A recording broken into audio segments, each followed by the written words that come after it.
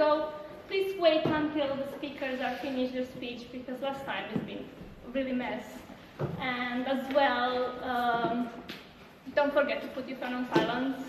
And if you don't want to take part of in our pictures and videos, please let us know, and we are going to take this in consideration. Oh, okay, you raised that. Anyway, it's my pleasure to welcome Ben to the stage. It's the Toastmasters of the evening.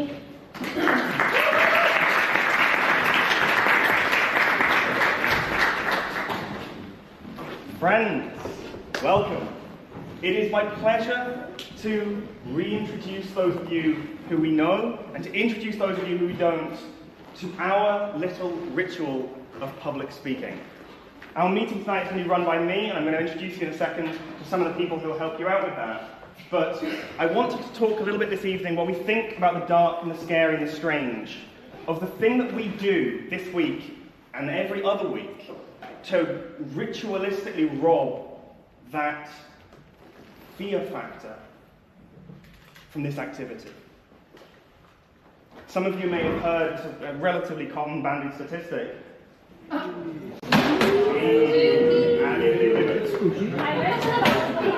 There are ghosts in the building. It's fine. Okay. But as the decor moves itself, public speaking is a more common fear than death itself. So as we fight our fear tonight, we will be doing that with a ritual, with a process we follow in pursuit of a change within. Now, I'm not the only person here. You good? So? Okay. I'm not the only person who will be taking us through this ritual this evening. I have a fantastic team to help. And before we introduce them, I'm going to look to those of you who are here for the first time. No? So, our first timers, please stand on your seat. Tell me your name. Tell me what brought you to our room of mysteries. My name is Leslie, and I'm Reverend Simone.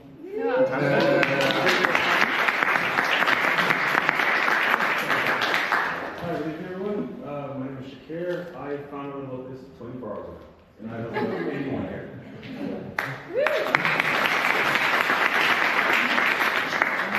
Hi everyone, my name is Dami, and found out about it like a day ago. And I really want to be able to speak and sell to people. Yeah, that's my goal.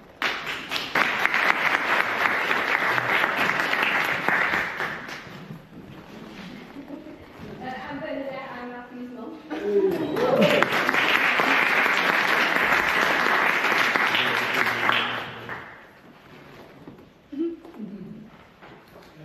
So a bunch of hands, come on.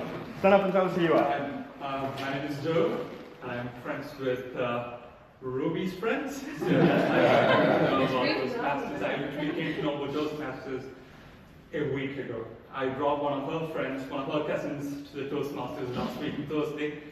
And that's how I came to know. That's when I Googled what exactly is Toastmasters. So that's about it. Thank you.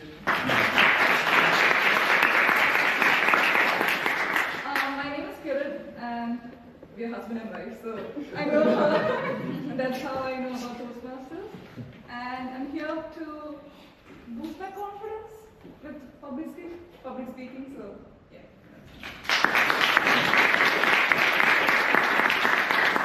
Fantastic. Well, friends of friends, family of friends, welcome one and all. And let's introduce some of the people who will be taking us through this beautiful process. I'm going to start out by introducing our grammarian and his lovely assistant.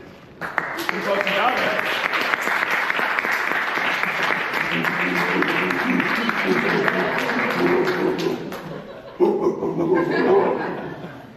Thank you very much, Ben. Yes, ladies and gentlemen, I am your grammarian of the evening. Even though I do look a bit unga bunga, I am going to be listening out for your language. What are you laughing at? I'm in the caveman times, man. Leave me alone. So, I've chosen the word of the day today to be ghastly. So it means causing great horror or fear. And a sentence in which you can use it, so an example is, one of the most ghastly crimes ever committed.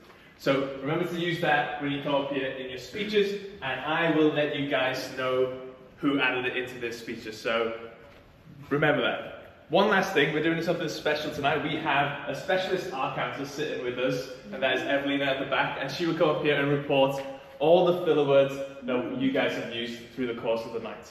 So thank you very much, and an Unga Bunga evening to you all.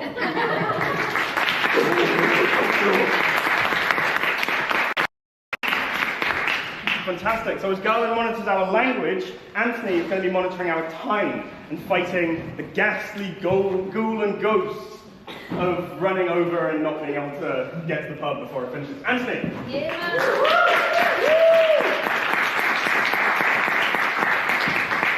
Right. Good evening, guys. I'll be the timer of today on this very ghastly evening. And so, what is this suspicious-looking device I have right here? This is the timer, and there's no numbers on it. Instead, actually, there's colours, and they have their own meanings. Here is the green colour. There you go. And when this lights up, that means you've reached your minimum time to speak.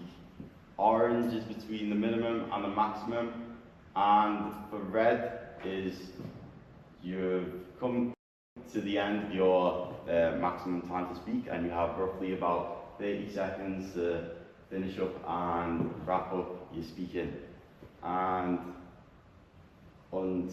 then you get a buzzer, and then you get Unga Bunga off the stage. Today we have 3 icebreakers today, and we're very excited for that. And that also means, I think, how much does it range to? Like 4 to 6 minutes for those speakers, and for the proper speech, it is 5 to 7 minutes. And so, yeah, Toastmaster.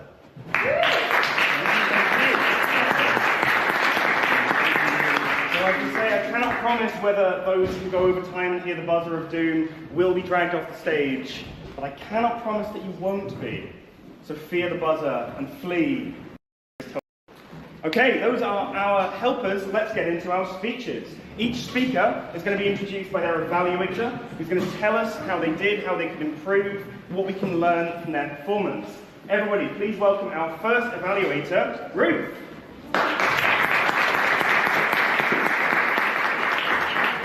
Thank you. So, I have the far from ghastly, but moreover greatest of pleasures of evaluating our first speaker for this evening. For those present, his incredible icebreaker back in June lives on as one of the best opening speeches witnessed, demonstrating a plethora of vocal variety warm-ups, which led to his victorious double ribboned status. Icebreaker and best speaker. Since then, he demonstrated his prowess as evaluator and grammarian, a master of scrutiny and a king of the English lexicon. Tonight, he will deliver his second speech on the dynamic leadership pathway, focusing on a 5 to 7 minute speech, which is well-defined, well-structured, and undoubtedly well-delivered. He has asked me to focus on vocal variety, gestures, and moreover, the emotional vulnerability he will be sharing with us this evening.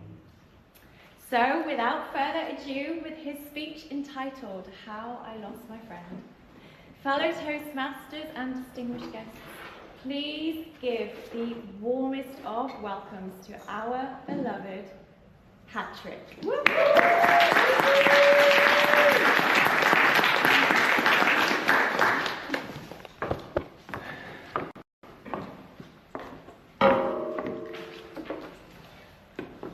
Hello everyone. My first speech was actually to introduce myself. Instead I talked about vocal variety. Today I'm going to talk a bit more about myself. I wanted to talk about emotional availability and vulnerability on stage. And, well, there's one topic that is heavy on my heart, And maybe you know this feeling when you lose someone that's very dear to you. Maybe you know how this feels like. For me, this is a very heavy feeling on my chest. It's like I cannot breathe anymore.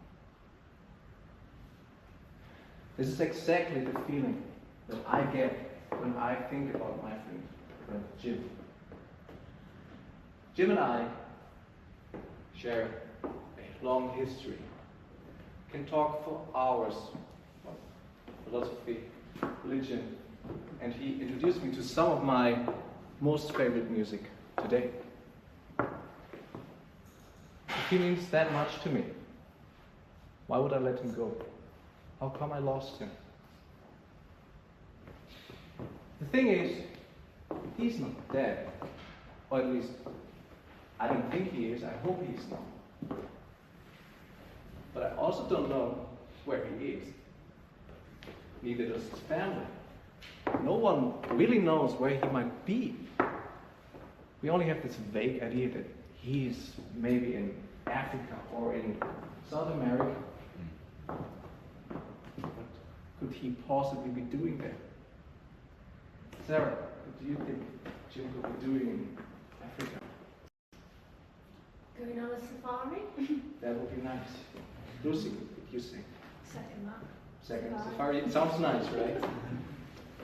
No. I'm gonna tell you what he did. He joined a religious cult. Why would he do that? Why would he join like a, at least questionable organization? Leave all his friends and family behind. I think the answer is quite simple. You should know that he got, because of some German bureaucracy, he got kicked out of uni.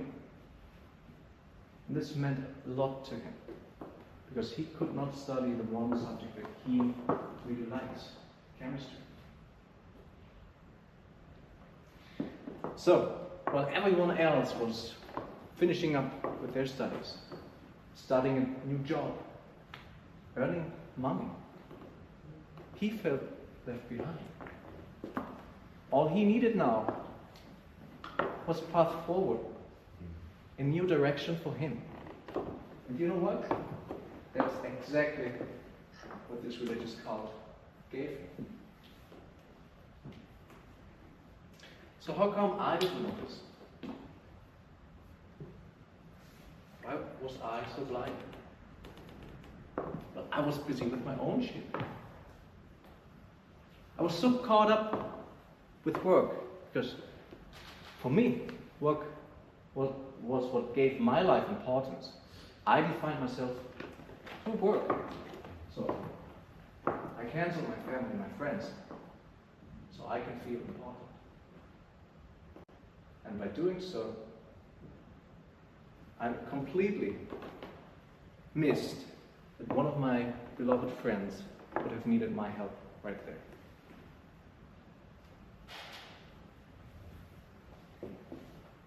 The thing is, humans are quite simple. All that we want is to feel seen, feel appreciated by those around us, getting a sense of importance for ourselves and what we do. And with Jim, we all, and especially me, we failed to give him that when it mattered the most. He went on to seek importance with that religious cult. I don't know whether he is still alive. I just hope that he is well, that he is happy, and that he now found something that he can truly live for.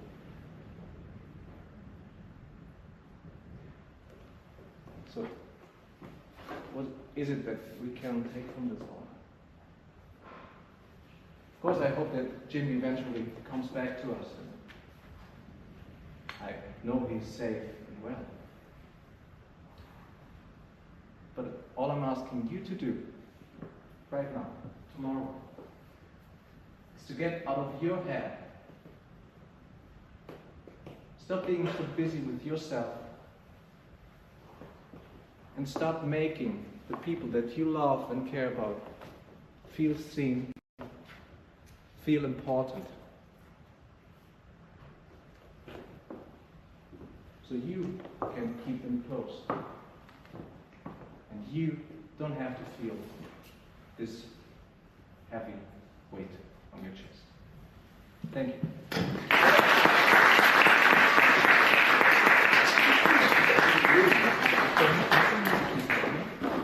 Fantastic. So we give feedback in a few ways. First one is the rapturous round of applause that our speakers very much deserve. But the second is through this link. We're going to use these links to get to the website. On the website you'll find evaluations. We want to give a little bit of evaluation to speaker one. So those of you who are looking around confused, please somebody grab them, show them the link, show them the things they can use to get into that app. Mr. Timer? Speaker feedback. Speaker feedback. No evaluation. Speaker feedback is the name. Thank you very much. Mr. Timer, can we get 1 minute on the clock, please? And then get the beeper of doom for the end of the feedback process.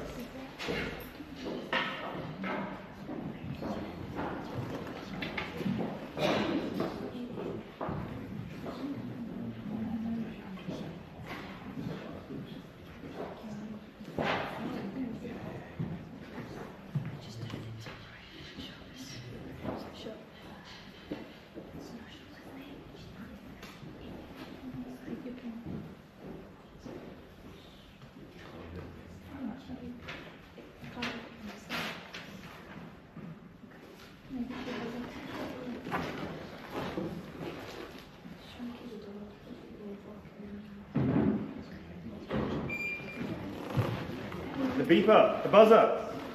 That is our time. So we've given our feedback to our first speaker. Let's hear from the evaluator for our second speaker. Everybody, please put your hands together for Ruby.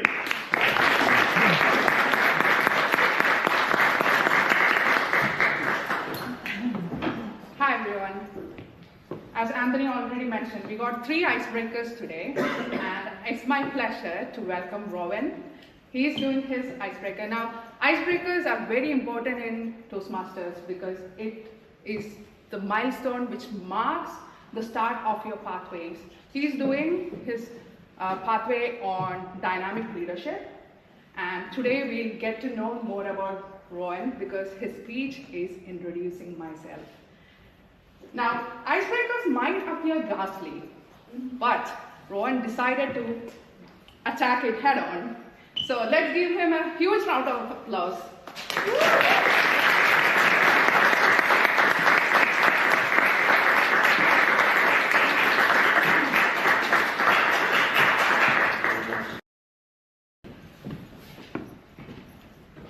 I've always wanted to do this, so I'll start. So, good evening, ladies and gentlemen, Toastmaster members and distinguished guests. I'm getting off now. This is my icebreaker speech, so where better to start than the very beginning. Let me share with you one of my earliest childhood memories. Now, childhood memories are often described with a certain fondness, but this one is not so fondly remembered. Picture this. I was 5 years old, it was a hot summer's day, and me and my dad were playing football in the garden of my grandma's house.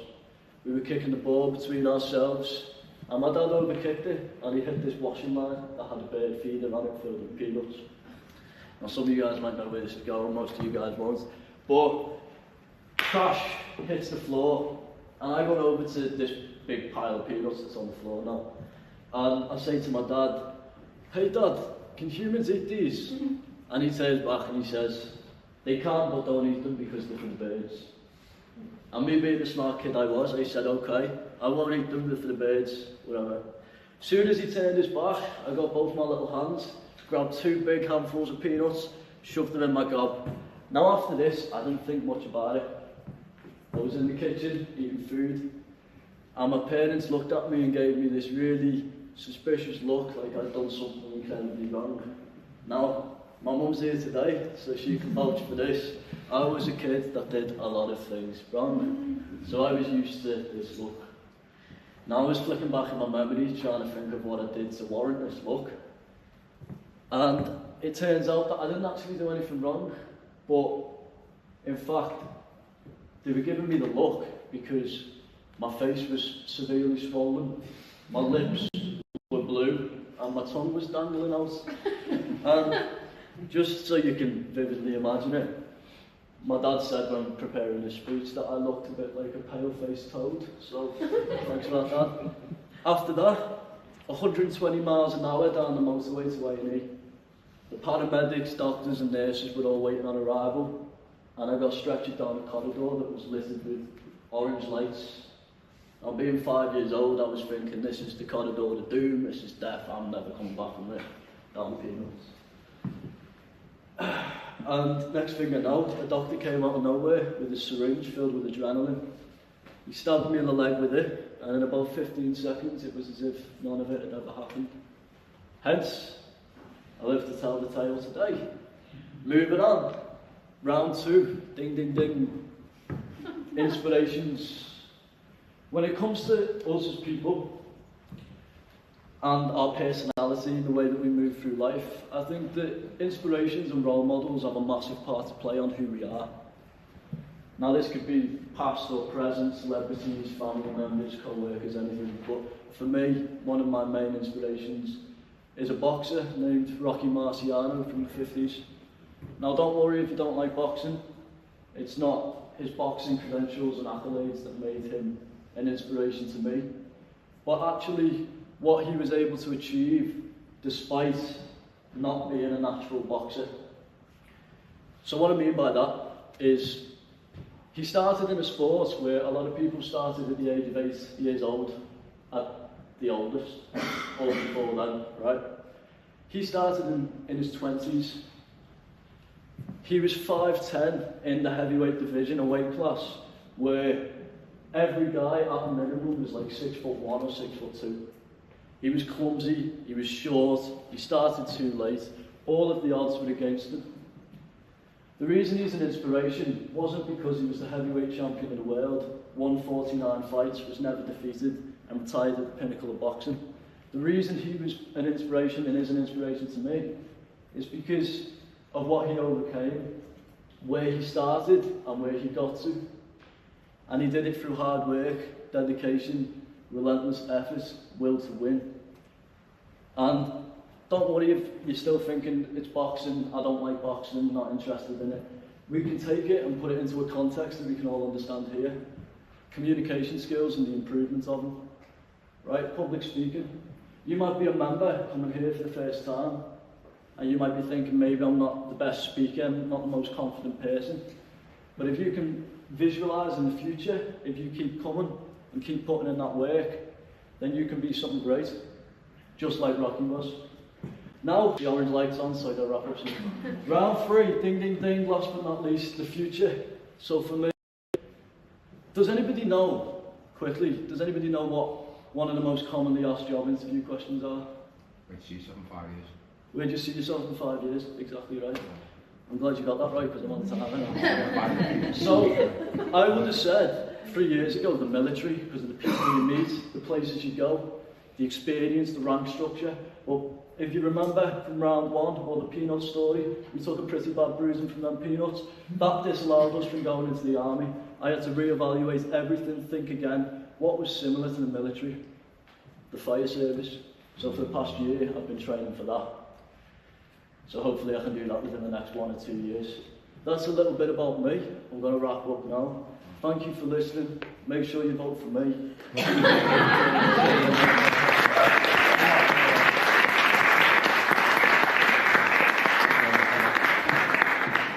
What ritual more important than that of initiation? Thank you to our new member.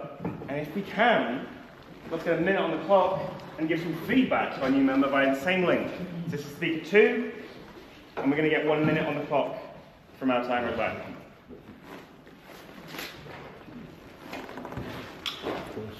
That way.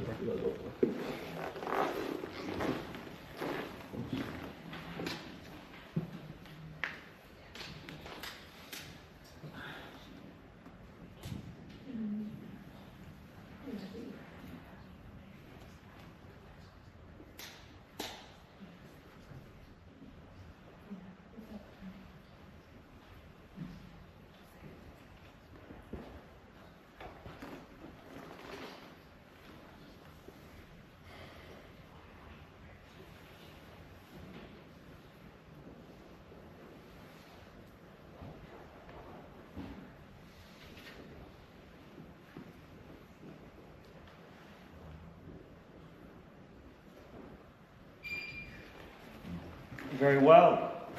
Pencils down. For our second initiation, for our second icebreaker of the evening, our third speech, everyone please welcome the evaluator of that speaker, Sarah.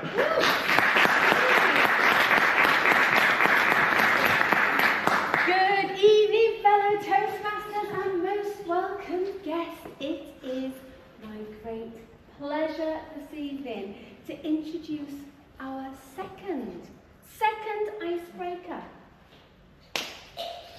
I'm so excited. Put your hands up if you love an icebreaker. Oh yeah. Put your hands up if you loved your own icebreaker. Ooh. All right. Well, I'm hoping that our next speaker, Devesh, is going to love his icebreaker, and I'm hoping that everybody here absolutely loves what Devesh is going to say as well. Devesh is on the motivational strategies pathway, and this, of course, is his first speech, and it is entitled Deep Work. So please, without further ado, join me in giving him a warm Liverpool City Toastmasters.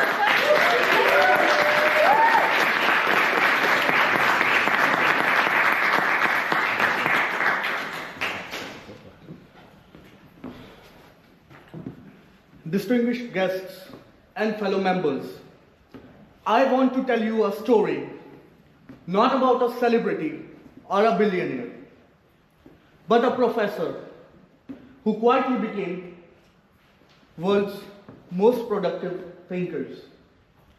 Adam Grant, from the Wharton School of Business. Now, Adam Grant is not just an ordinary professor. He is an educator, he is a very well-known researcher and a mentor in the field of organizational psychology. But what's truly fascinating about Adam is that how he gets all of this done. Being a researcher, being a teacher in the business school, and being a father and a husband and a family member. So, Adam not only publishes the cutting edge research, but he also does something called the strategic time boxing that we will hear in a couple of minutes. And you know, and I know, all of you know how he does this and what's his secret. Yes or no? Can I get yes or no? Yes. Yes. Come on, guys. I can't hear that. Yes. Yes. Loudly? Yes. That's the thing. Yes. So what Grant does, he structures his schedule like an athlete preparing for a championship, or a musician training for his concert. So he designs his environment for focus. So when he does his research, he goes completely off the grid. No emails, no social media, no rubbish talk or any other time-consuming activities. Nothing. Complete time boxing for the research. So Now you are thinking, but it's just any other time management. Yes? Friends, it's not just any other time management strategy. It's something deeper, to which Grant says that deep work is not about the focus.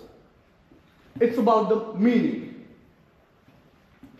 He chooses projects that genuinely excites him. The problems that challenge him to think differently. The ideas that can make real difference in the people's lives. And that, my friend, is the emotional connection that fuels the concentration. Interestingly, Graham's approach also includes strategic giving. As I told earlier, that he is a Fulbright professor in the Wharton School of Business and a mentor for his students at the business school. And also, he's famous for helping others. Mentoring students, giving them tips and sharing advice, he does it in the focus bursts.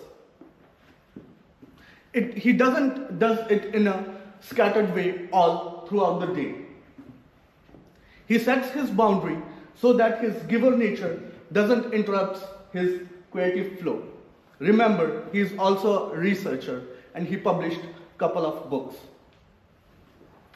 So, he has published Think Again, Give and Take, and that changes how people see the success. So, what we can learn from Adam's example, friends?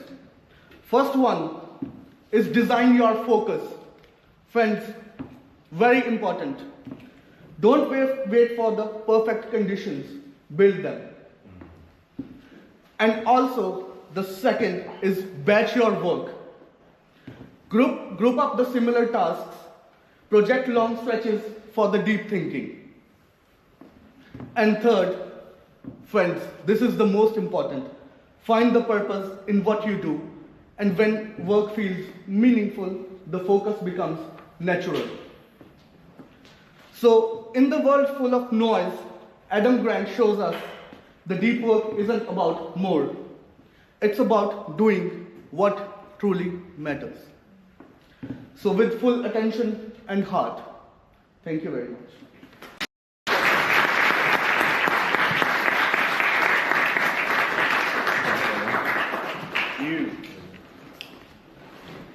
Well, we have had another fantastic speech, and again, we go through the same ritual. So, we're going to get 1 minute on the clock. I'm going to give feedback through the speaker's feedback button in the app.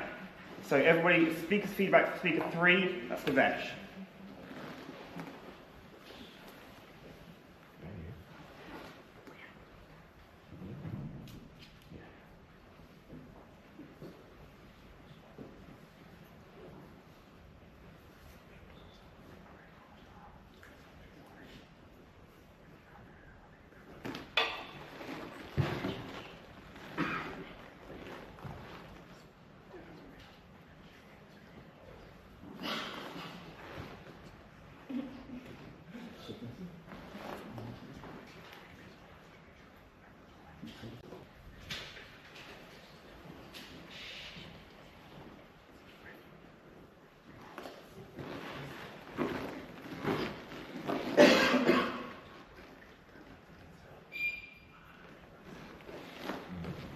Fantastic, we're done with our feedback.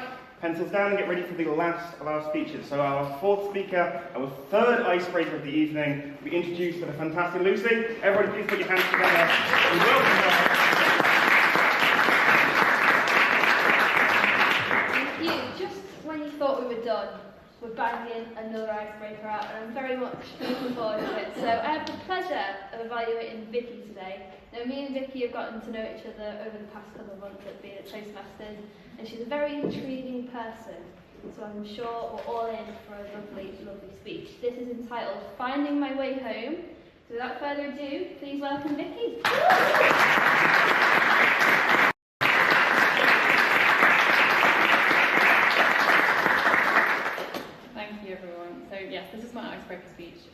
I would like to tell you about is how I came to find my favourite place in the world and somewhere that will always be my home, Rotorua, a city on the North Island of New Zealand.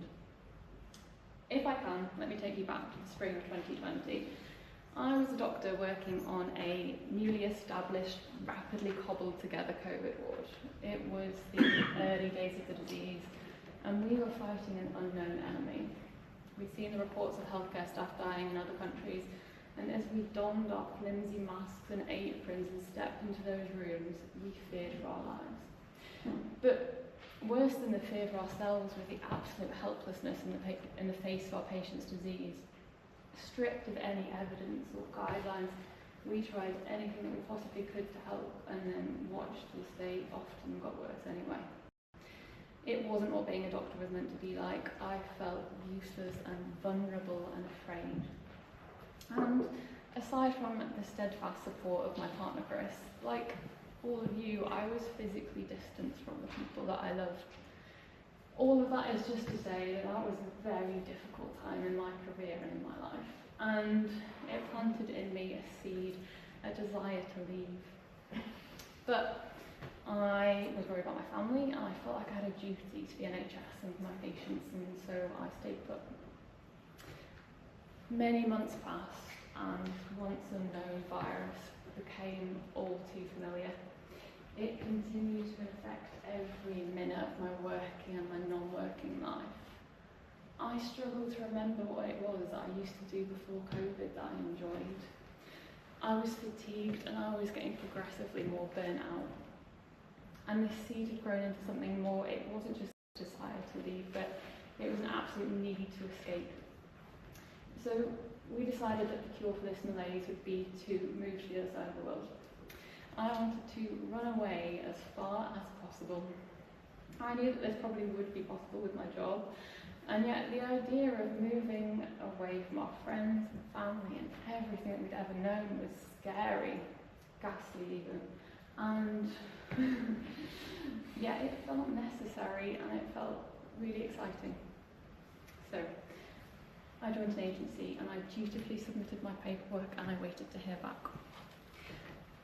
A couple of months later, I woke up to an email. You have been offered a job in Rotorua.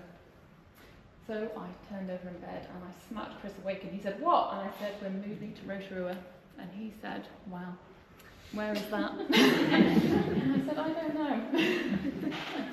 But we were not ignorant for long. Soon we had consumed all available media about New Zealand and Rotorua. We'd listened to podcasts, we'd read books. And when our hour of permitted outdoor exercise was over, we spent hours and hours walking up and down the streets of Rotorua on Google Maps. Wow, look at that tree, we'd say. Look at that bin. It looked amazing. Finally the day came.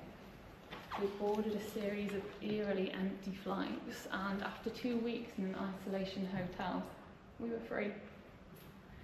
Now you may think that after the heady anticipation it could not live up to our expectations, but it was better than Google Maps. Rotorua is beautiful and otherworldly and alive. It sits on this geothermally active area, and these bubbling mud pools and metre-high geysers erupt from the centre of town. It's bordered by these sparkling blue lakes and a huge redwood forest which is filled with the constant chatter of birdsong. But it wasn't the landscape that made it home, it was the people. After over a year of physically and somewhat emotionally distancing ourselves from our friends and family, our new companions welcomed us into their homes and into their lives with open arms. So Rotorua is my favourite place in the world because after over a year of desperately trying to save other people, it was the place that saved me.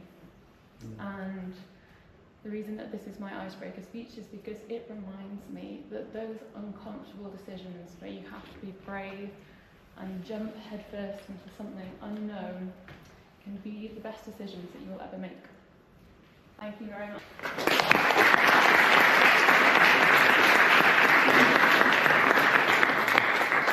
Friends, before we turn to the app one more time, I'd like you to give a rapturous round of applause to the new blood that will be the future of our club.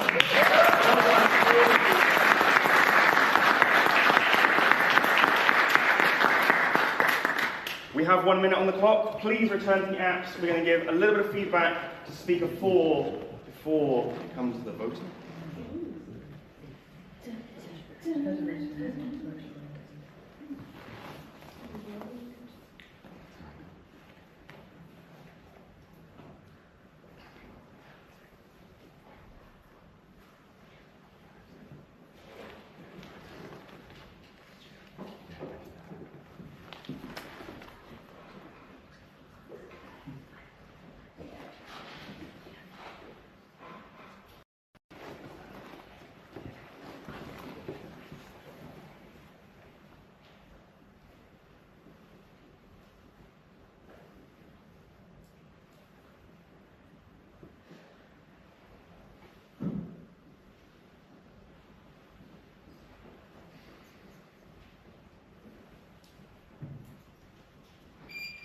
Fantastic.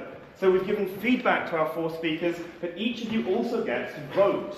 We're going to go into the app, and when we've heard the times for our 4 speakers and see who's eligible, you're going to be able to use a different section of that to vote for your favourite of the 4. So, to our timer, please tell us who qualifies and what times they qualify with. No problem, Ben. And first of all, if you'd like to stand up when I say your name, so we know who you are, that would be great. So, Patrick with 6 minutes and 20 seconds. Owen with 5 minutes and 55 seconds. 5 minutes and 27 seconds. 4 minutes and 58 seconds. So, everyone's qualified, so well done.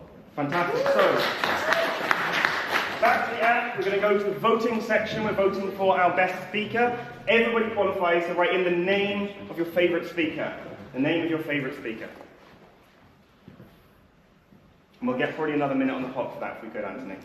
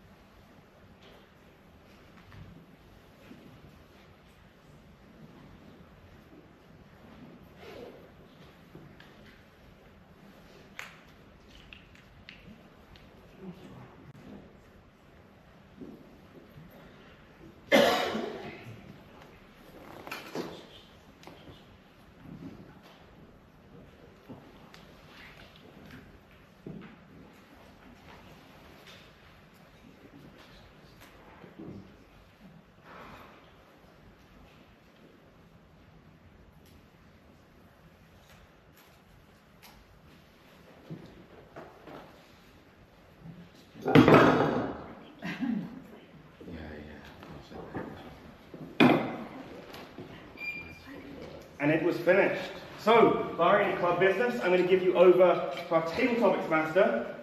He's going to tell you a little bit about what comes next before the break. Our Table Topics Master, please welcome John Daly.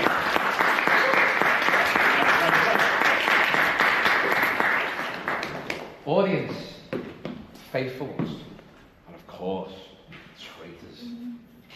We will have a round of table talk this evening, of course, inspired by the UK TV show, Traitors.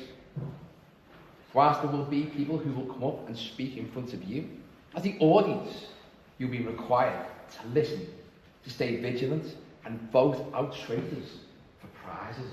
Gonna get it in. Speakers will try and persuade you, they will try to deceive you, and of course they will attempt to survive. Can they earn your trust, or will their words betray them? We shall find out very soon. Thank you so much. So we are going to take a short break. Our break is going to be until 5:02, and I'm going to ask you to keep the prompt. So go do what you need to do, get to know each other, work out who is trustworthy and who is not. Be free. Fly. Fly, my pretty. Fly. Return!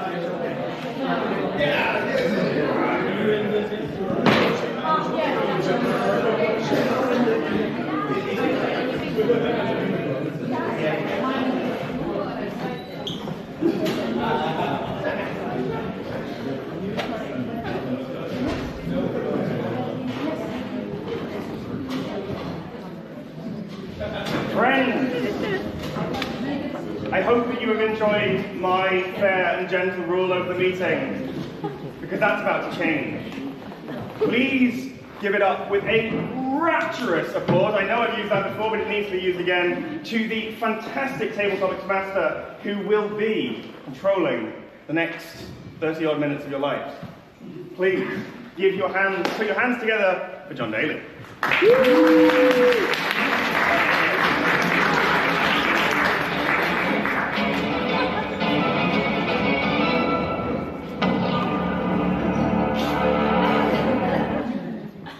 Welcome to the castle.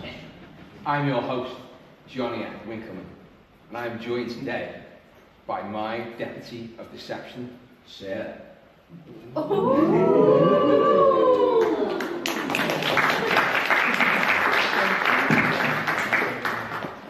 So here, Toastmasters, trust is everything and suspicion can be fatal. Among you are noble faithfuls. Your mission is simple: to survive and expose the liars.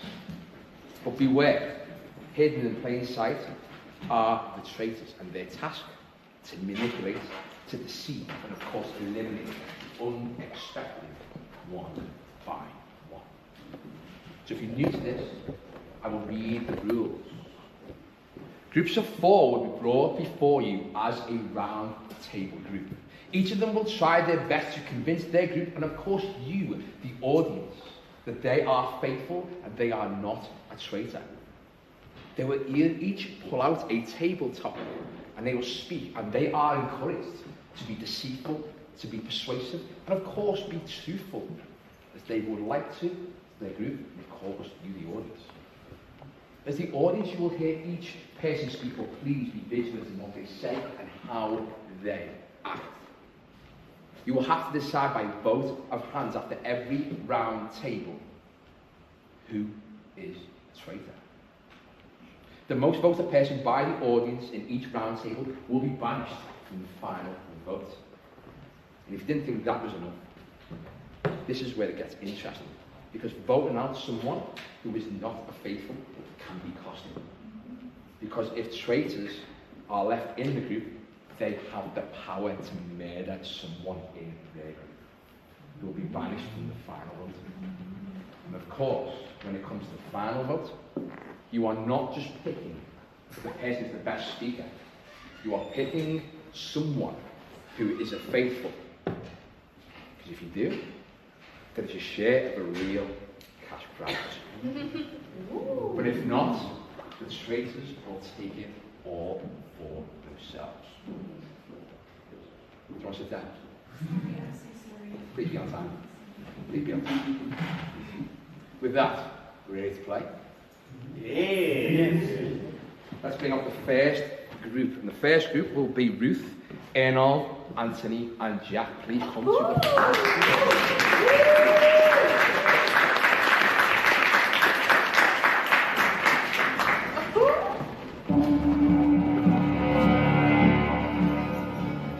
So each person will pick one table topic. You stand on the stage, guys.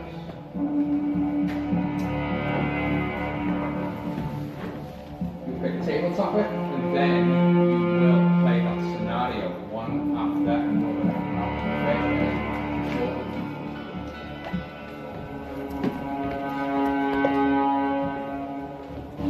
Remember, as the audience, you are encouraged to listen, to be vigilant, and decide, because one of these 4, not many more, will be a traitor.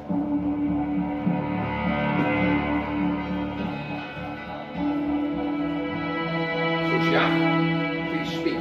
2 minutes. Okay.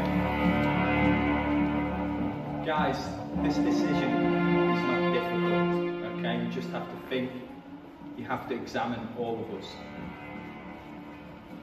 For me, and for all you, it is obvious that the traitor within us is Ruth. Ruth, you've been snooping around, very suspicious looks. And everyone in here should know that you're up to no good, that you're trying to deceive us all. And I encourage you all to take the right decision, to believe in what I'm saying, that Ruth is clearly the traitor. Arnold, please speak. Well, it's going to be a really difficult one because we all look very innocent on this stage. But I always say, the first one would think that that person would be, I think Jack, is the one. Maybe could be the one I suspect. The reason why is because he just accused an innocent Ruth. So, I will say, maybe Anthony, because he looks so innocent. But we go for Jack, because Jack accused somebody that I fully trust. Ruth, please speak. Wow, shots fired. So yes, I appreciate you might throw my name in the fire, because apparently I was seen sneaking around the castle last night, and you may think that's suspicious, but the truth of it is, we had a lovely evening last night, offering some drinks, nattering amongst ourselves before we popped to bed. And lo and behold, the 3 pints of lager I chugged, 3 a.m. were knocking on the door because I needed to waz like no one.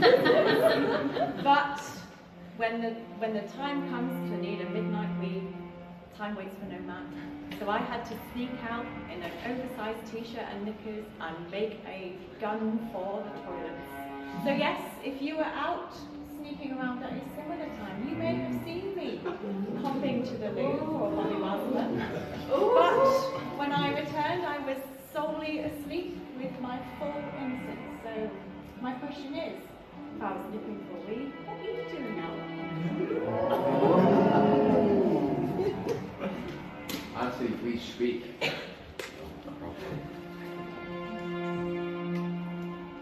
Well.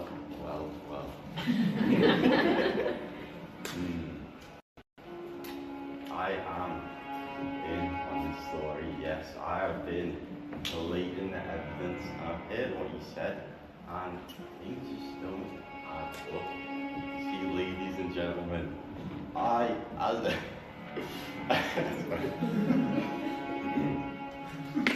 Ruth suspiciously walked out the castle, ladies and gentlemen, are you really a drinker? I don't think so. There's too much like calories in it, and you know what? Funnily enough, I saw this suspicious looking red trail.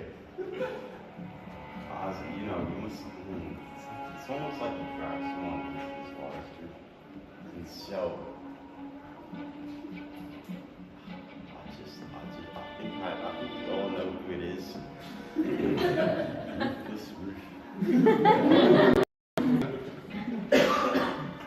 Ladies and gentlemen, you've heard all 4 speeches, and now we must vote who will be banished. So if you feel that Jack to change the people, your hand up. Quite sure, man. Arnold.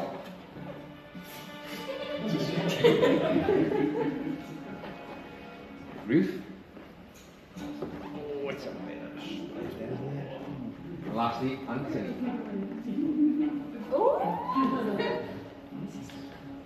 So for me, I believe Jack is being banished. Jack, please come to see me. And reveal to everybody, are you a traitor or are you a faithful? Ladies and gentlemen, I am a faithful.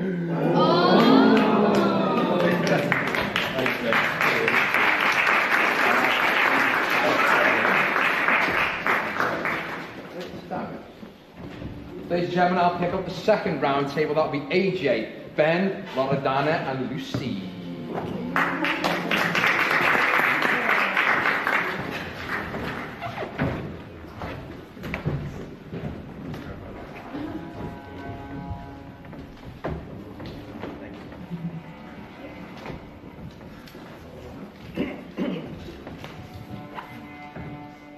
Same rules apply, everybody. I'll pick one person to speak, we'll go down the line, at the end we will vote by show of hands. Who will be matched? Dr. Ben, please speak. Life is a game of trust and of attention. And as a Toastmaster tonight, I am doomed from the perspective of attention. I don't have the ability, like these three fading violets, to sneak in the back and hope to attract the least notice. But I can win your trust. See, each of these three, I suspect, will come for me in turn. Maybe I'm wrong. Maybe they'll pick the true guilty party. But I think they're going to go for the person that's most fun to go after. And who wouldn't, right? However, hand on heart, I swear to each and every one of you to be innocent in this matter. A matter not of attention, but one of trust. Thank you. Lucy, please speak. Ben, my glorious Ben.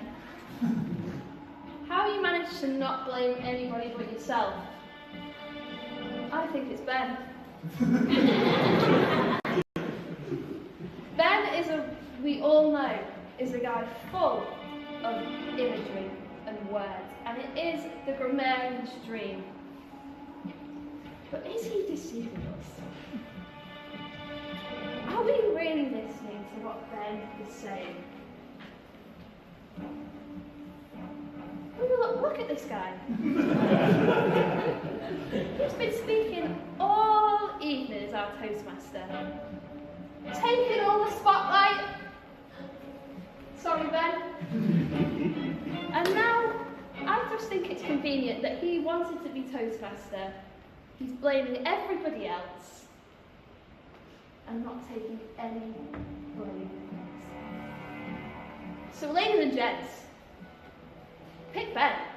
It's nobody else. Thank you. Loredana, please speak. Ladies and gentlemen, how is the best way to hide something? Well, in my perspective, the best way to hide something is in plain sight. So whenever somebody's saying, I'm innocent, I swear I'm innocent, that means they're guilty. That is only something that I've learned through my experience, to be honest. So that's my best judgment. I would leave it to you to judge, but I do believe, well, to be honest, looking at the rest of the yeah, I don't see anybody else less than me. I'm sorry. So, again, vote for that. Thank you.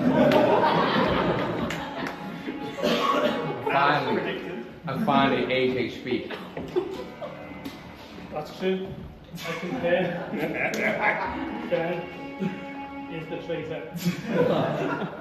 I too was out last night, wandering the castle, and there was an envelope given to me under my door to say, if you want to see the traitor, go to this room at this time. So I did. And who did I see? Ben. With Lucy. Together. So the envelope wasn't clear whether it was one traitor or two, but I did enter the room. The envelope claimed was a traitor, and both of them were there. So one of these is a traitor, and I put my money on that. Make the right choice. Ladies and gentlemen, you've heard all four speeches. Hands up if you think Ben is a traitor. No, away. Thank you, my people. Go away. Go away. Let's go away. I called it. Hands up if you think Lucy is a traitor.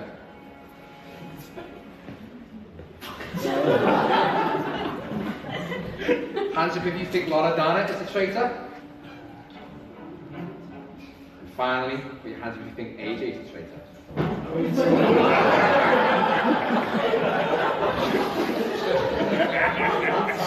So by show of hands, ladies and gentlemen, AJ is being voted for banishment. The judge will come here and tell us if you are a faithful or a traitor. You've all made a mistake and gotten rid of a traitor.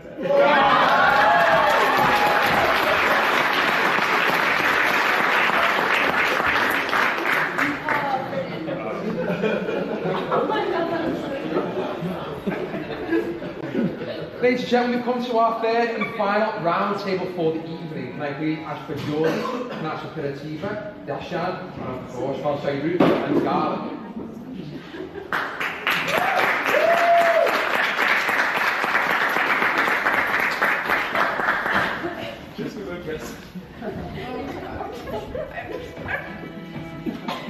One of them's already dressed as a convict. Hey, it's Garland. No preference, something good.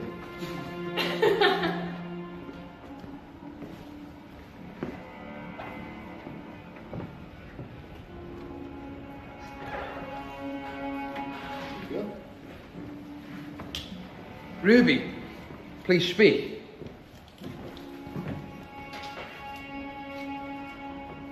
Guys, as you can see, I have got supernatural powers. I can peer into their minds and I know what's their intention. Now you might think I might be trying to deceive you. I'm not. I think Garland might be a good candidate. No, it's not mine. He is, because I have peered into his past and future, and I've seen him floating. So I accuse Garland to be the traitor among us.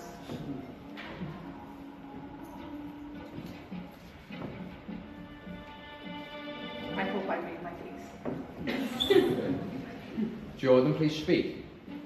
Not many of you know, but I suffer with insomnia. And last night, I couldn't sleep. So what better thing to do than explore the castle? And I'm wandering around the halls, looking at the old pictures, the old ceilings. And I'm walking around, and I see this figure in the distance. So I hide behind a little cove in the wall, and I'm looking, and I'm focusing, and that person looks my way, but doesn't see me, I carry on walking, and that person was wearing a black coat.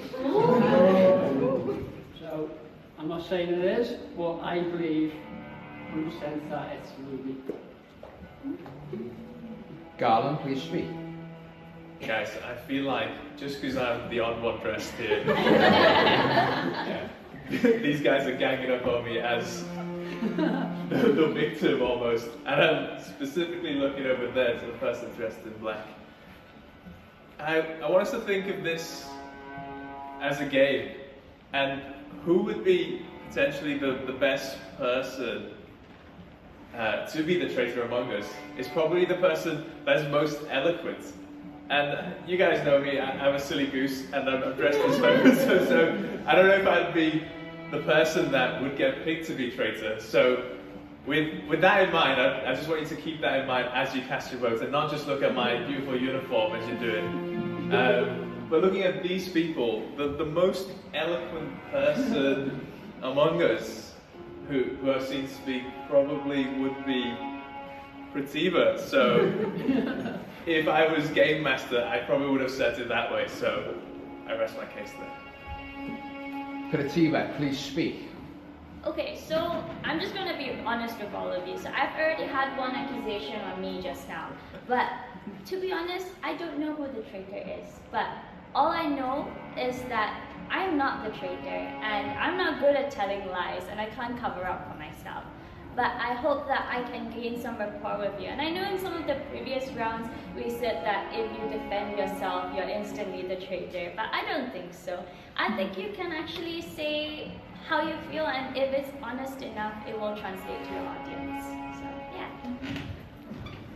So, ladies and gentlemen, you've heard the last of our 4 speeches. Coming to votes, who thinks that Ruby is the traitor? Who thinks Jordan is the traitor? Who thinks Garland's the traitor? Finally, who thinks Penatiba is the traitor?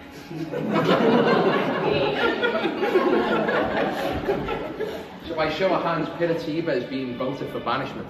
Would you like to join us and tell us if you are a faithful or a traitor? So, I don't know why y'all picked me, but I am a traitor.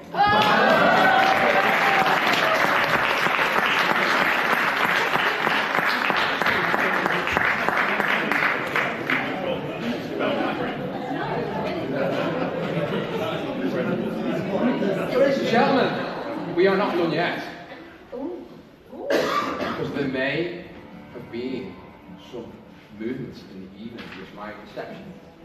Deputy may be telling us further about.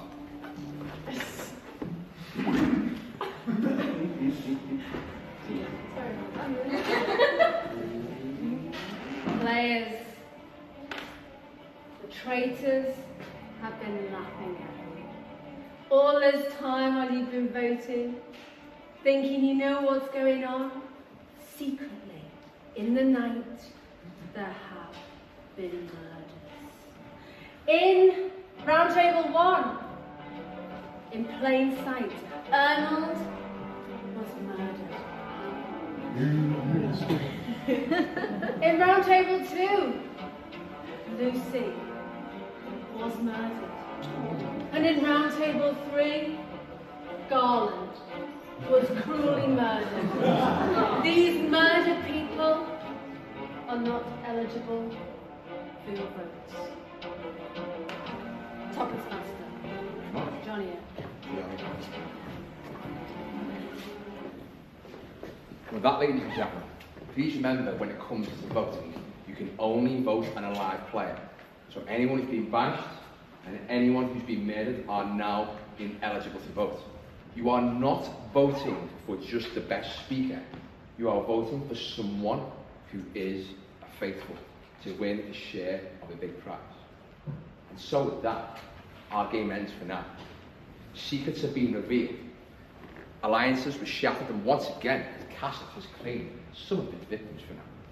Whether you leave tonight as victorious faithfuls or as cunning traitors who fool us all, remember this: that trust is fragile, suspicion is powerful, and words are the sharpest weapon of all.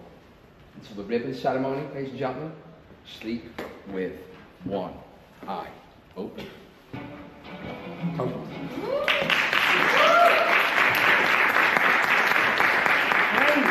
Let's hear it for our master of murder intrigue. So, we've heard a whole bunch of speeches tonight, and we have a third elimination condition. That third elimination condition is going to come from our timer, Anthony. So, whether you were voted out, whether you were viciously murdered in a ghastly show of betrayal, or whether you weren't, we're going to hear your time before we vote for only those 6 who remain. Anthony, can you give us the times, please? Please stand when you hear your time so that people know. Okay, so Anthony, 1 minute and 10 seconds. Ruth, 1 minute and 10 seconds. Jack, 52 seconds. Ben with 55 seconds. Laura Dana with 45 seconds. Ruby with 48 seconds. Jordan with 45 seconds. So, that concludes. Okay, So the voting is going to be restricted to those who are still in and to those who are still in time, but all of us are in time, at least all those whose times were read out just now. Can we get the times for everyone else after we finish the voting? So I'm going to go through the names just because of the extra bits of the format of who you can vote for. There are 6 people in the running. There's Ruth, there's Anthony, there's me, Ben, there's Loredana, just in case you didn't know. There's Ruby, and there's Jordan. Please vote for one of those 6 who you think to be an excellent speaker and not a traitor.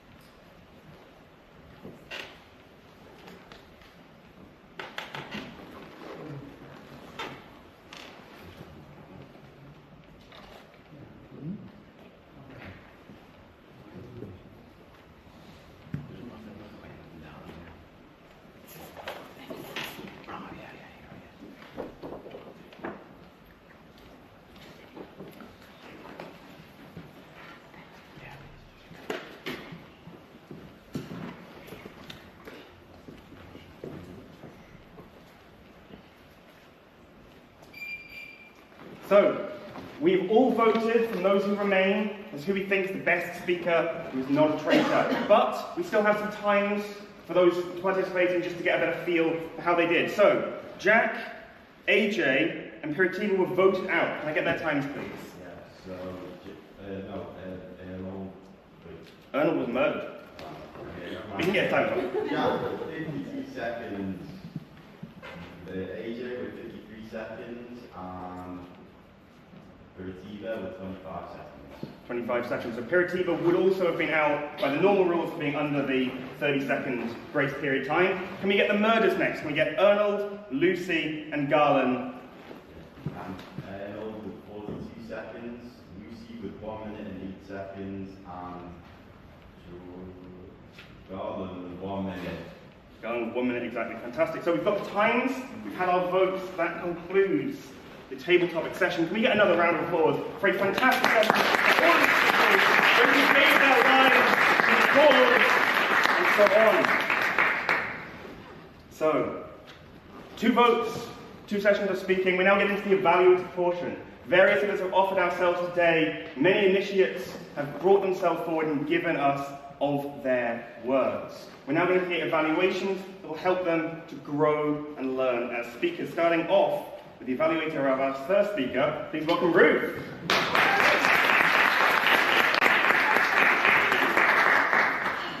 How I lost my friend. The second speech from Patrick in his dynamic leadership pathway. And what a perfect representation of the growth trajectory Patrick is on. Uncovering new styles of oration and the bravery to peel away those layers of self-preservation and unveil such vulnerability to us this evening. As with all great rules, division of 3 applies, and I'm going to focus on structure, physicality, and vocal variety. So, what Patrick did brilliantly was very, very clearly set up the context of the story. What I'm here to talk about. Jim is missing. We're hooked. Mystery, suspense, we want to find out more. Moreover, the audience engagement. Jim's in Africa. What's he doing there? Safari? Nope, turns out he's in a cult. That was brilliant. And examples of the rhetorical questions as well. Why would I let him go? Why would he do that? The hooks were peppered direct. One build could have been to develop the narrative to add a little bit more suspense before the reveal of Jim joined a cult. The agony of questioning, where had he gone? Is it a 2-week bender in Alicante? Is he off to southern Spain for a bit of vino and a bit of tapas? No, turns out he's in Africa in a cult. Just build that into the narrative a little bit more. But what you did was great, was your call to action at the end. Make people feel seen. Rounded off that structure beautifully. Physically, no notes allowed Patrick to be very open with his language throughout, which was lovely. Also, what you did is you covered ground, but you used pauses. Not just vocally, but also when you wanted to emphasize a point. The great eye contact you had throughout was perfect as well. One build, again, to take it even further, was to interweave a little bit more vocal variety with these pauses. So there was definitely evidence in the shift in the tone and volume to evoke certain emotions. The heavy feeling in my chest. All his family and friends are left behind. But, and this is taking the piss, because I need to do this as well, make it bigger. Heavy feeling in my chest. All his friends. So you don't have to feel this heavy weight on your chest. Just make it even bigger. But overall, huge well done. I cannot wait to see Patrick continue to develop because his speech was far from ghastly. Thank you.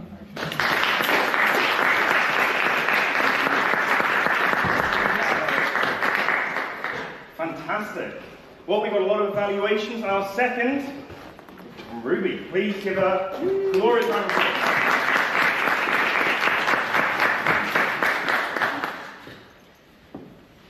So, as we all know, icebreakers are a great point to start, right?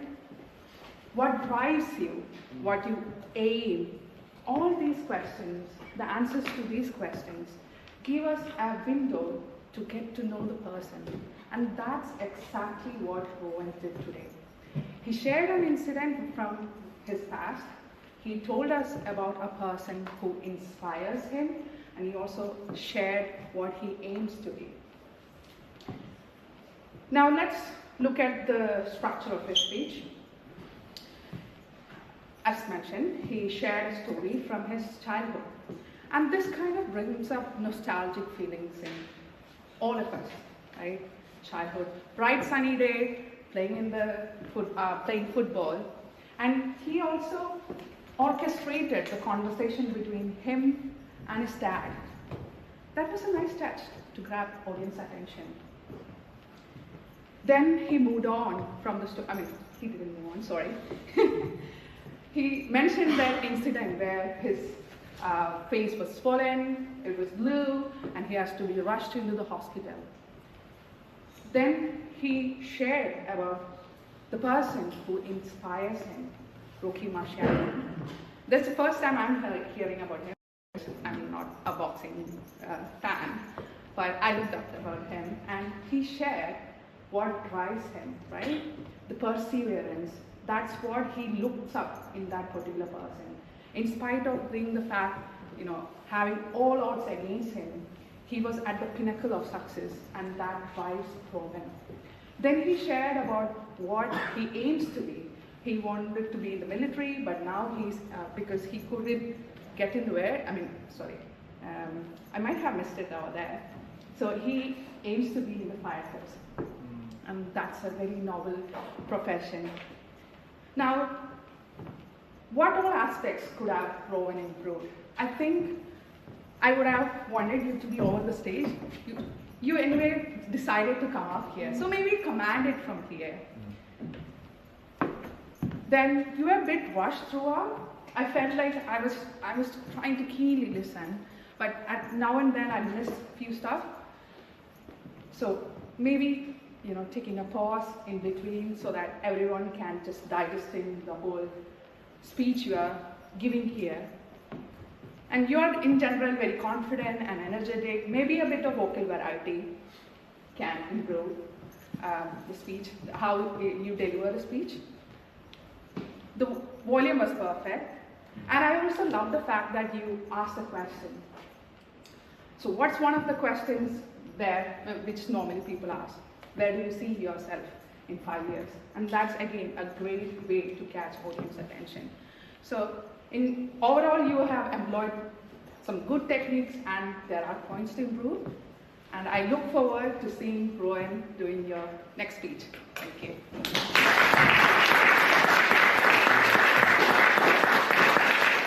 Thank you. From gem to gem, please welcome Sarah.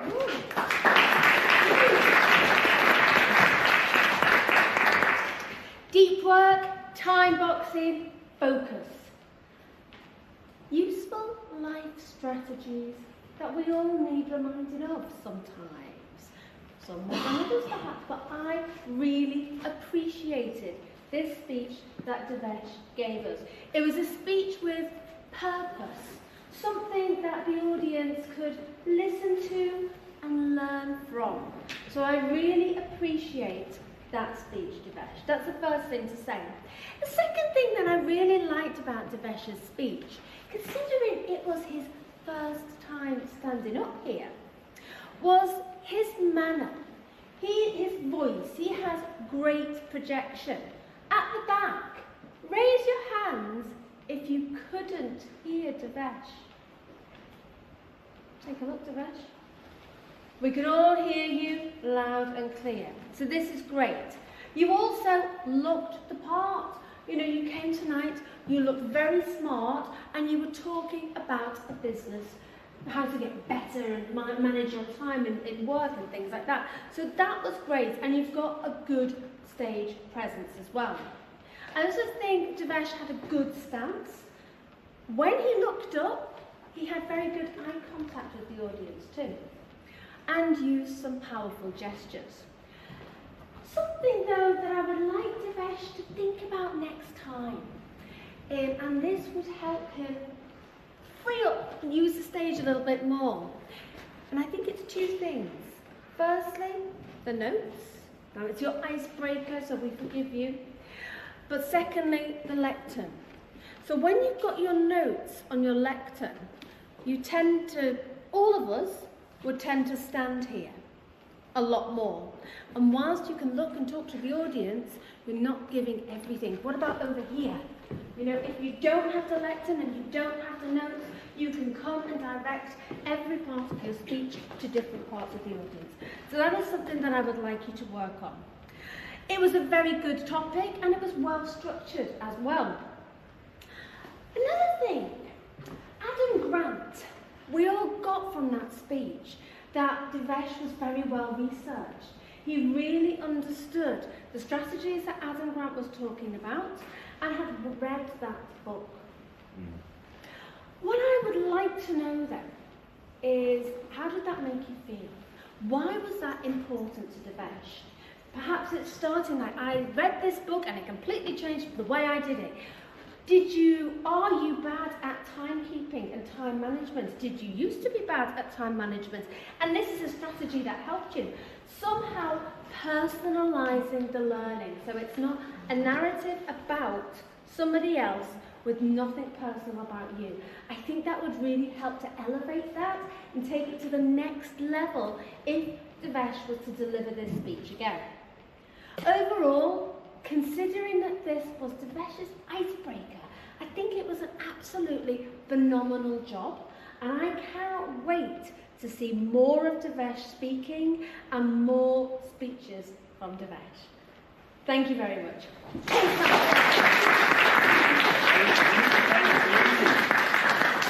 Our final evaluator of the speeches, but not of the evening, Lucy.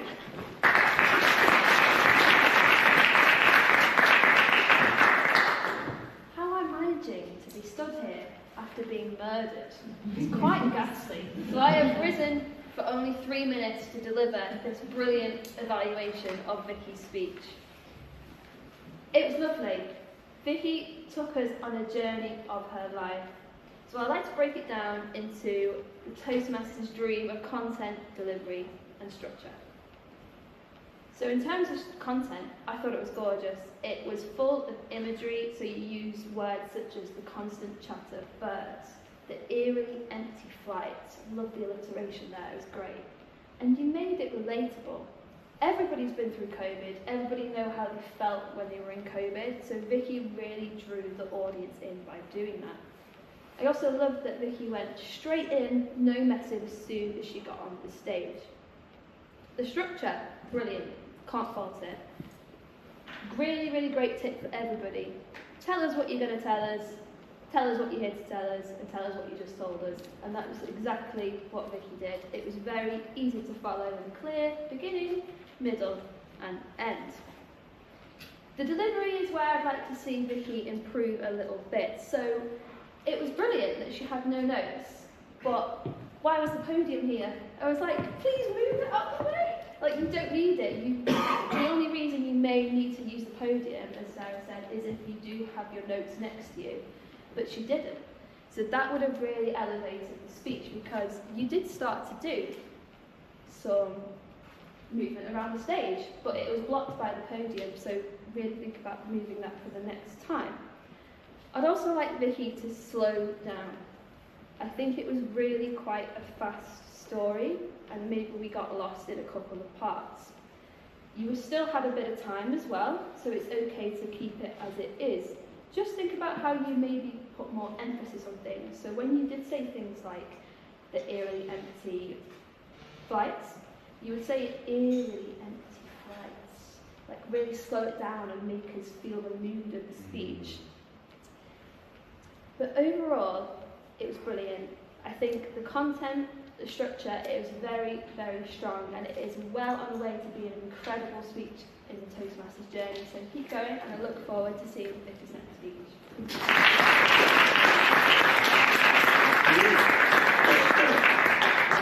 We've heard evaluations of our speeches, but for evaluation of our table topics, please welcome Toastmasters royalty Mo.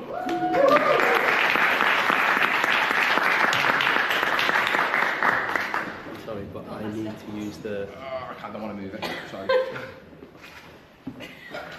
Hey, I kind of regret signing up for this role, Table Topics Master. You've made my experience so ghastly. Nice. Love it. Whoa, whoa. How long do I have, Mr. Timer, sorry? 7 minutes. Okay, so, bear with me a little bit, because I've never had this experience before. It's been a rough ride.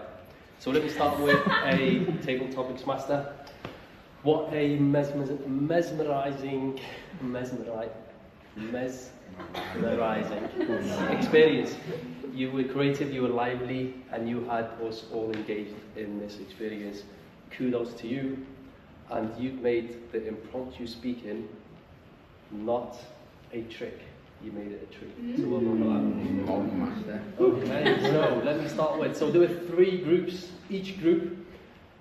Just before I start giving you the feedback, but I felt this whole session was so much fun, so I missed a lot of things, but some of the speakers went defensive because of the type, the scenario or the role it is.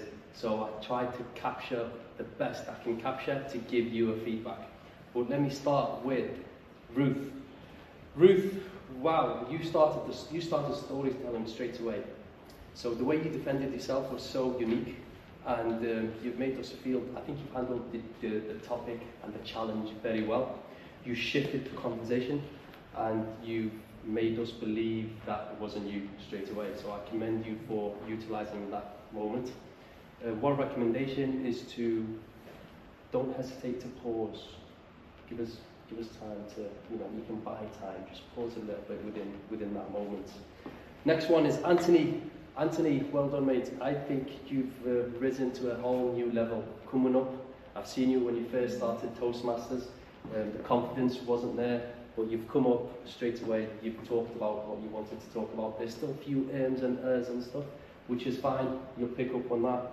I think you should focus on one skill at a time. Maybe structure, maybe the delivery, maybe your voice. Master that, and then go on to the next level. You've still got a long way to go. Jack, where's Jack? Jack, I think you have a really good presence on stage.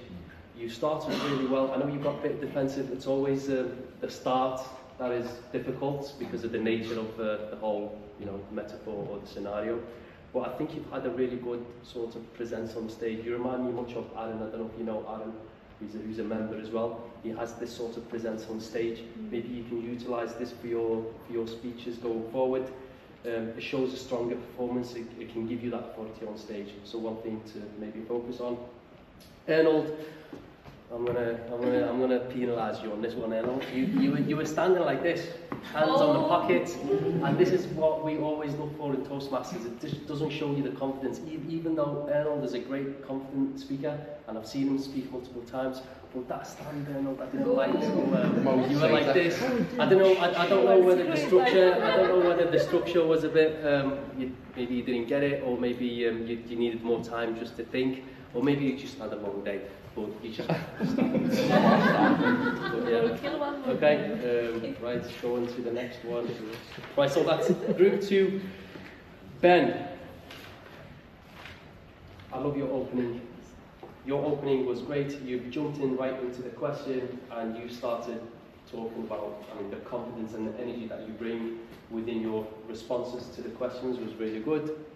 And I've lost a bit of structure in the middle, so you kind of lost it halfway, which is fine, obviously the moments and the time, but I think one thing that I should give you as a recommendation, maybe organise the thoughts. You've had a bit of time to read the question, organise what you wanted to do. Next one is Lucy. Body language, I can only say you were top notch. Even though I didn't much understand what you tried. I mean, you blamed Ben, I know, but you didn't give us any structure to the speech itself. But you've utilised your body language really well, and your hand gestures was really well. Also, one recommendation for yourself, Ruby, is to maybe consider more purposeful body language moments. You can use it very well for your purpose. Maybe use it for what you want to say, or use the body language in the way that you want to use it. Okay, Lorenda, very positive. I think you've handled the question really well. You were so calm, and you've made us believe that it wasn't you. I don't think it was you in the first place anyway, but it's just you've handled it very calm. You had that authority on stage, that confidence, showing that you are not the traitor. One recommendation I would give you is maybe, again, just take a bit of time to pause a little bit, because you have that pace on stage, which showed really well on yourself. AJ, straight to the point. You didn't waste time. You went straight in and you said yes, and then you sort of restructured. Where's AJ? Yeah, so you restructured halfway, which was unique as well. And I just think you could sort of have a stronger conclusion, because you started really well. You went straight away to the point, but you sort of lost halfway, and then you just couldn't wrap it up. You couldn't wrap it up appropriately, if that makes sense.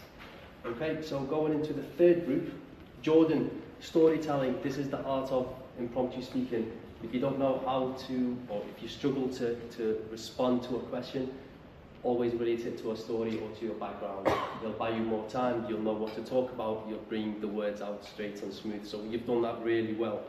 And I wanted to listen more, but obviously because of the moments, you just wanted to, to throw the blame at somebody, but you could have just used your time and talked about your story in that case. Pratibha, right, so where's Pratibha? Yes, confidence. Where's Pratibha? So Pratibha over there is, yeah, so you spoke with confidence. I like the fact that maybe because they were answering the questions first, you bought yourself a bit of time and you built that confidence to yourself, which again, you've utilised the moment, the game. It's a game at the end of the day. You were the last speaker, so you've used it really well. So I like the fact that you were confident in replying to the question, and you've structured your answer really well, which was really good. I think one thing is to maybe you have a really good voice, maybe just show that presence on stage. I can see your confidence straight away, but maybe just get that authority on stage. Utilise Jack's skill, for example, and see how it works for you. It may not work, it may work, but maybe just give it a try and get that authority on stage. And then Ruby, creative, very creative. Ruby, I think your response was really well. You said you're reading their minds, So you sort of, you bought a little bit of time, which I think was creative. Again, you were lost midway. I think it's because it was the nature of the game, so that's what allowed the speakers to get lost midway. But maybe this is a challenge, or Johnny wanted to challenge you as to give you that thought at the beginning, and then, like I said in the beginning, most of you just got a bit defensive and just wanted to throw the blame. But maybe it's the nature of the game. But I think if we can take something out of this today is in these sorts of challenges is where we thrive and where we tend to apply our skills as Toastmasters and how we can structure our responses and etc. But yeah, well done for being creative. And then finally, Garland. Garland, as always, Garland, your engagements to the audience is great. You have a skill set that I think everyone should take from yourself, is how we get the audience engaged. Not just because of your uniform, but it's the generic charm that you have, and that's built in within yourself. So one thing to take from Garland, I think, as Toastmasters and guests and etc., is how we can utilize his skill and then maybe tailor it to our own need. So that's powerful. Have I missed anybody? Don't think so. No.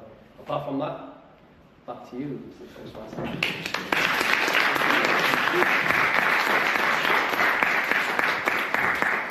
Of all the roles, I find evaluator the most interestingly named, because to me, the evaluator's role is an opportunity to educate, pass forward your knowledge, and to shape the speakers that you just heard. So thank you to each and every one of our evaluators. Let's hear it again.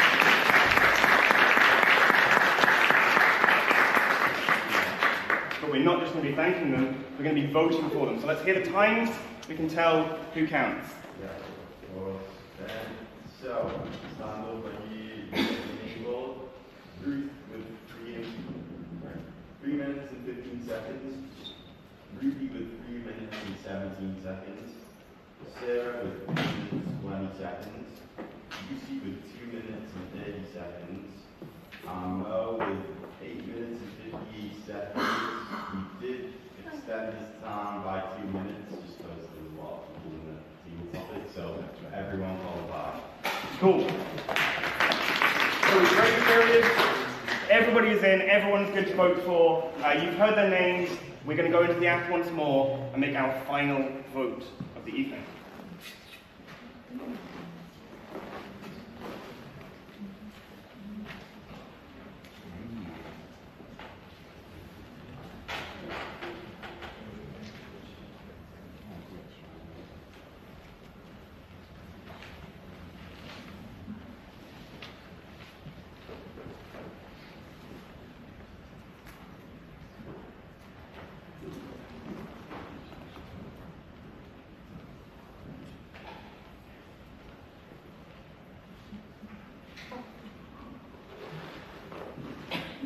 So, we've cast our ballots, but before we find out who won, we have a sixth and kind of informal evaluation position. We have the keeper of words and the keeper of pauses. Please welcome our grammarian and his lovely assistant.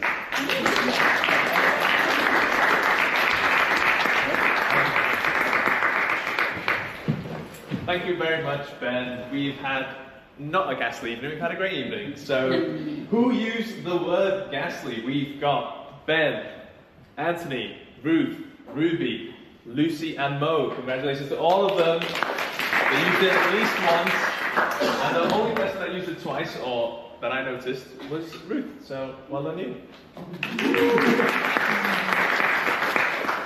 Right, so it is my job to look at interesting uses of grammar. And usually I just write down funny lines, and that's what I do as grammarian. But I'm trying to take it a bit more seriously tonight, and I've put down some potentially poignant words or phrases down. So we start off with Patrick, who wrote or who spoke and said, maybe you know this feeling when you lose someone you love. It's a deep feeling and a deep, phrase. I wrote this down, but I don't know if I misheard it, but it was, I cancelled my family and friends so that I could feel important. Again, I thought that was, unless I misheard it, but I thought that was, again, a deep, important phrase. And this one, humans are quite simple. All we want to do is to be seen. And I think that's like an underlying meaning about life we can take away from that. So, well done on that, Patrick. Next, we move on to Rowan. These are just funny. So, soon as he had turned his back, I grabbed a handful of these nuts and shoved them into my gob. Great imagery, just beautifully written. Fantastic. Looked like a pale-faced toad. Again, beautiful statement. He was clumsy, short, and started too late. We talk about rules of threes, but this was a really good use of threes when he described the boxer. Moving on, we had Devesh. You spoke about don't wait for the perfect conditions, create them. I thought that was quite moving and kind of an important message to take away from his speech. Vicky had some great language. As we dawn on these flimsy masks and got ready to risk our lives. Wow. Relatable. Whole speech was relatable because we all experienced it. This seed had grown into something more when she was talking about wanting to move away from this all. We decided to cure this malaise with a trip to the other side of the world. I think malaise is a great word, not used often enough, and I think we could take away from that, keep using that into our vocabulary. Bubbling mud pools, geysers, erupt out of town. I think this is stunning imagery, and I think we should all learn to use this into our speech just so that we can build this mental image of where we're taking our listeners. And last but not least, some points I've got. Demonstrating a plethora of vocal varieties. Again, a great word, plethora. Really love that. That was Ruth.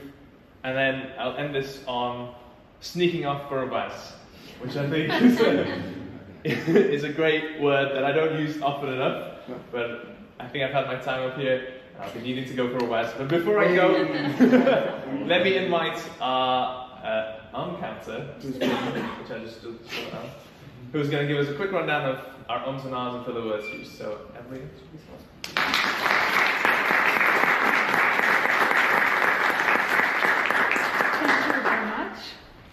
I must say I had a very difficult job today. You all were exceptional. So tonight my job as an assistant grammarian was to catch filler words such as you know, and other phrases and words that would distract from the speaker's message. And I don't know if I'm deaf.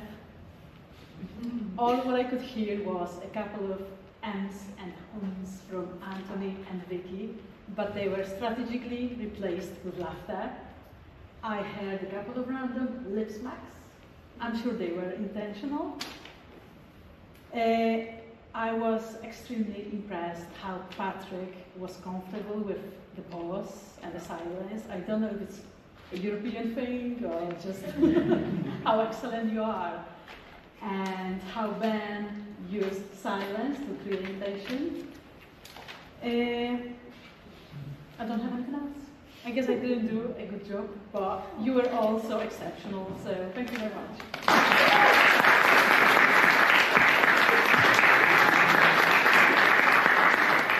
Thank you, friends, for making it so hard on our counter, for giving her so little to count. So, before we move into the awards, we have someone from out of town. We have an interesting VIP who's going to tell us a little bit about what he thinks of our meeting. Everybody, please welcome our area director. Yeah, our area director, Arnold. Well done. Yeah, I'm not going to put my hands in my pocket. I'm going to be told off for that. But as you can see, well, everybody knows Toastmasters a little bit like, public speaking and doing a speech and a table topic, but Toastmasters is not only about public speaking. It's also about leadership as well. Now, I started my journey 6 years ago, and my intention was just to become more confident in presentations. Now, 6 years later, I'm still with Toastmasters, but I'm now an area director. Now, what helps with public speaking, what helps with leadership, is public speaking. Because if you become really confident in expressing yourself, you become a leader. Now, I'm not going to say that I'm the perfect leader because I'm human. I can make a mistake, I can do a lot of things. But in the end of the day, this is the journey you can go through with Toastmasters. Now, this Toastmaster Club is not just run by a couple of people. It's run by a president, a VP, or they call it a vice president of education, vice president of membership, and vice president of public relations, etc., etc. But these are leaders. These are leaders for this club, to make this club a success. Or in really simple words, this is just a business run by CEOs, CFOs, etc. So, if you want to become a public speaker, you also become a perfect leader. So yes, I became an area director because I took the role as part of the district, as they call it. We are District 71. We also have on top a district. We have a division director. You can follow this journey. And believe me, in your career, wherever you are or what you want to achieve, this will absolutely help you go to the next level. Now, this club in Liverpool is one of the best clubs in my area, Area 31. And they have achieved an amazing job by being the first in everything. And I would like to ask the president, Sarah, to come in front. And to achieve this amazing, what they have achieved, because again, they became the first in everything, they will get pins. And these pins are, let's say, well, it says what role you are in the club. Of course, it is when you, well, the role, let's say, as club president, it's the 12th month. So afterwards, you have to give it to the next president. But these pins, you don't just deserve them. You really have to work hard and make things happen. It's not just the talk, it's also the walk. And Sarah and your team, I would like to congratulate with achieving what you achieved. I hand over these pins.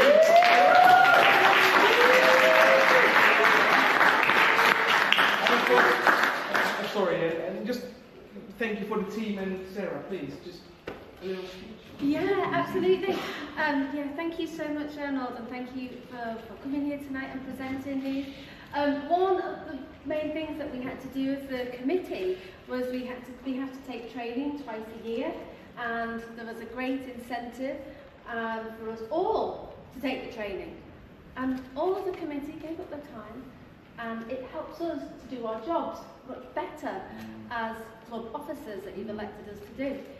But by us doing that, it means that we don't get elected. We get provided with these wonderful officer pins. So could I ask the committee to come up and get their officer pins, please? Of course.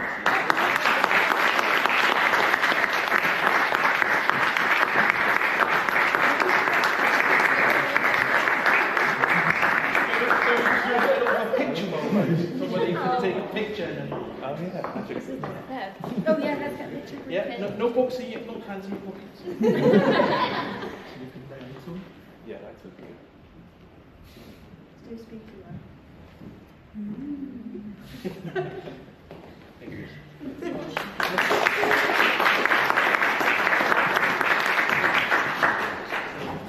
So before I'm going to leave, just want to say, again, Toastmasters, you made the right choice to be here.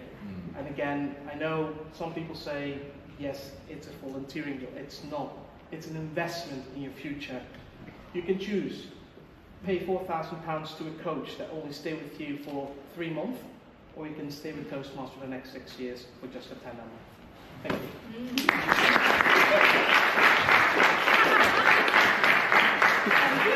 Thank you. Well, from buttons to ribbons. Can I get? We have 3 icebreakers this evening and 4 fantastic speakers. I would like you to give a wonderful round of applause as we welcome each and every speaker to the stage. Please, starting with Patrick. You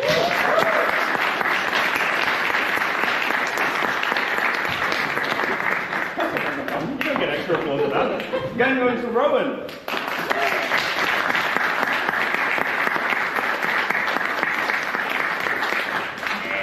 the team. Now Devesh.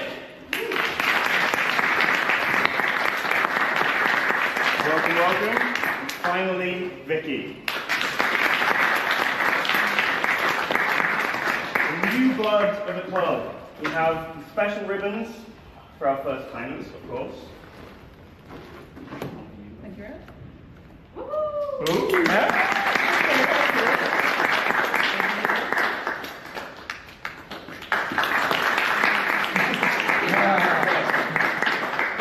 And one for you, son. Between these four, we have one speech of experience, and the voting came incredibly close, but the speeches were also incredibly good. Can I get...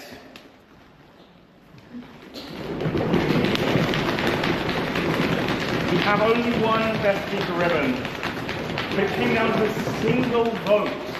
So by a single vote, we give it to Rowan.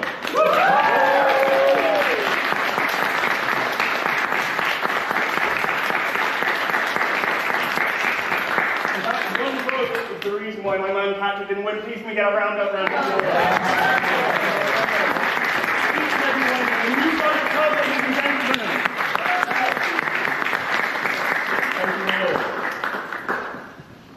We're now going a slightly twisted version of our ritual. Hear from our evaluators. Can I get some drums? Evaluators, again, very close. But it's going to have to be Ruth.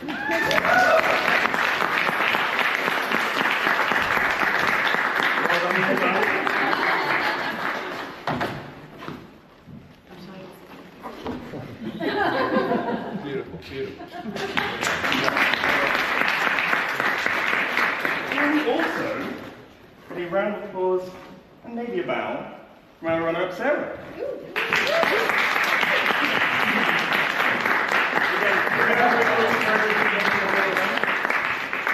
But, table topics. I have to give it to my man. Please welcome back your table topics master. I did not lie before audience, but it is a prize, and I'd like to bring up my deputy secretary, Sarah.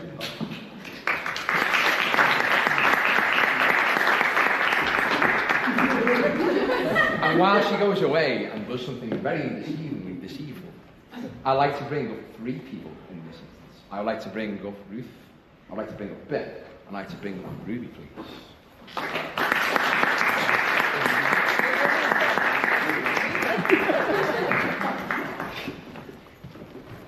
So ladies and gentlemen, I brought up three because it's to understand not just who came first, second and third, but of course, who is both a faithful and who is a traitor. Coming in third place, Ruby.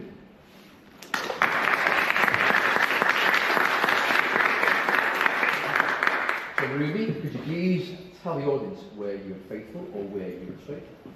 I'm faithful.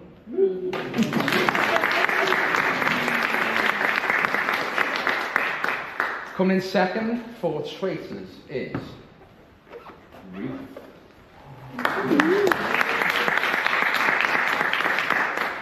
Please tell the audience, are you a faithful or are you a traitor? Well, I am and have always been a traitor.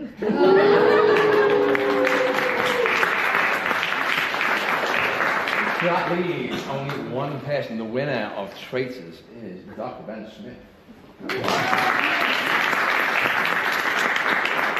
So whilst we're waiting to give the ribbon, and of course I will give you that, so thank you for that. The most important thing is, the one thing that everyone wants to know, is are you a traitor or faithful? Would I lie to you guys? I'm faithful.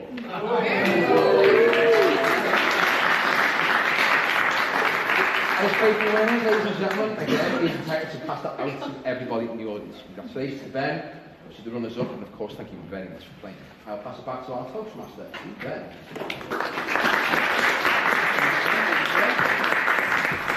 So, as our meeting draws to a close, I want to thank everybody who's made this happen. To our timer at the back, Anthony.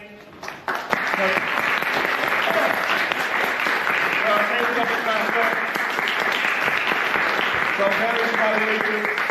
I'll take back to you. Thank you all. We're going to wrap the room up. We're going to make sure we leave it nice so that Amelia doesn't have to lift everything herself. And then we're going to the pub. Now you do not need to drink. Damn right. You do not need to drink to join us. We are terrible, terrible pub guests. Many of us will have a water, possibly a stolen crisp or two. It's about socialising, about having fun. I hope that the guests who've enjoyed us today, have enjoyed us today. And I hope that each and every one of you can get into the WhatsApp groups, think about becoming a member, maybe talk to one of the committee you've seen on stage about joining up and getting your first speech into the highly competitive process of coming to fruition. That's it from me, guys. Thank you.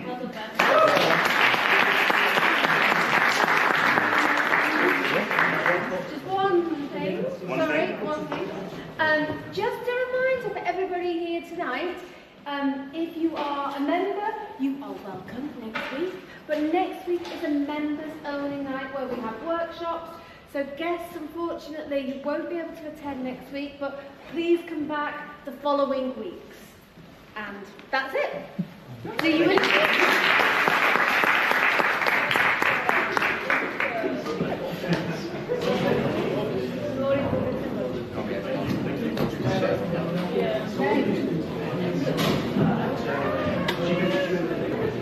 You want to do a quick round?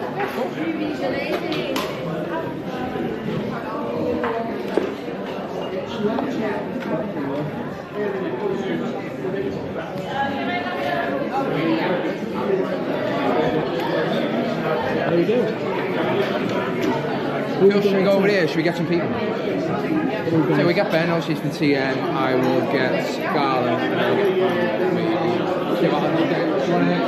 Yeah, just Ben.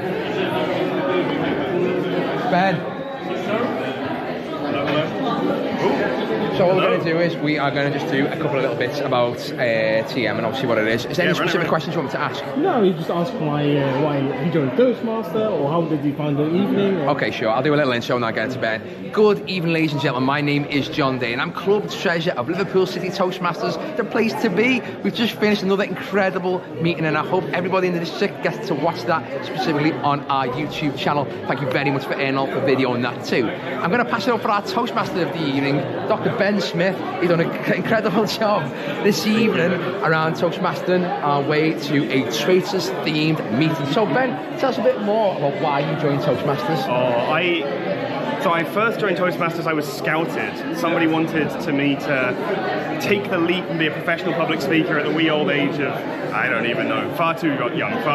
But recently, this meeting, this club, I joined looking for something that many of us are looking for, right? Confidence, looking for some of that security myself, looking to strip the power away from the podium and get a bit more comfortable talking to people. Excellent. And how did you feel about being Toastmaster this evening? It's grand, yeah, it's great. It's the kind of ultimate step in that process, right? Like, you're not just speaking to everybody, but you're leading everything, you know, the buck stops here, things rest upon my shoulders this evening. And you have to give one piece of advice to anyone who's not a member out there. What would you give them? The most important step that you take is the first one. So the ritual of Toastmasters is about systematically putting yourself out there, stepping up, trying it, realizing that it's not so bad, this is a safe space to fail, and you know, fail again, fail better. Excellent. Cheers, Ben. Thank you very much. No worries. Thank you. Cheers. Very much. Should we go and see more people? Let's go and find out.